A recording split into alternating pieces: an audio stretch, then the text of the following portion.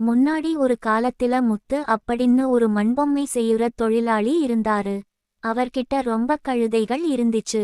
தினமும் காலையில இருந்து சாயந்திரம் வரைக்கும் அந்த கழுதைகளை வச்சு மண்ணை ஏத்திக்கிட்டு போய் அதுல இருந்து அழகான மண்பொம்மைகளை செய்து வித்து வந்தாரு.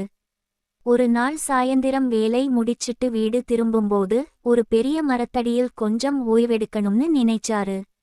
அவர் எப்பவும் கழுதைகளை மரத்தோட கட்டி போட்டுட்டு தான் தூங்குவாரு. ஆனா அந்த நாளோ ஒரு கழுதையை கட்ட கயிறே இல்ல. இது ஓடிப்போயிடுமோன்னு பயந்து அதை பார்த்துக்கிட்டே இருந்தாரு. அதனால அவரால நிம்மதியா தூங்க முடியல.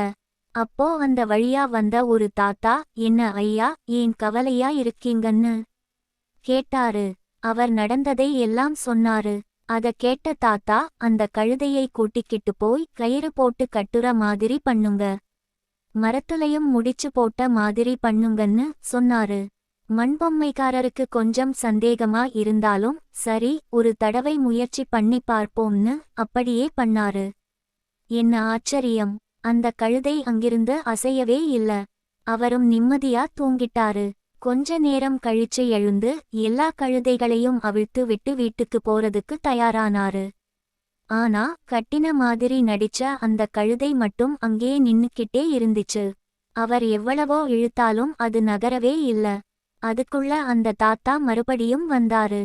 சிரிச்சுக்கிட்டே, நீங்க எப்படி கட்டின மாதிரி நடிச்சீங்களோ அதே மாதிரி இப்போ அவிழ்க்கிற மாதிரி நடிச்சு பாருங்க, அப்பதான் கழுதை வரும்னு சொன்னாரு. அவரும் அப்படியே அவிழ்க்கிற மாதிரி நடிச்ச உடனே அந்த கழுதையும் மற்ற கழுதைகளோட சேர்ந்து நடக்க ஆரம்பிச்சுச்சு. நீதி, நாம எல்லாரும் நம்ம பழக்கத்துக்கு அடிமை. அதனால நல்ல பழக்கங்களை வளர்த்துக்கிட்டோம்னா அது நம்ம வாழ்க்கையையே நல்லதாக்கும். இந்த கதை உங்களுக்கு பிடிச்சிருந்தா சேனலை சப்ஸ்கிரைப் பண்ணுங்க.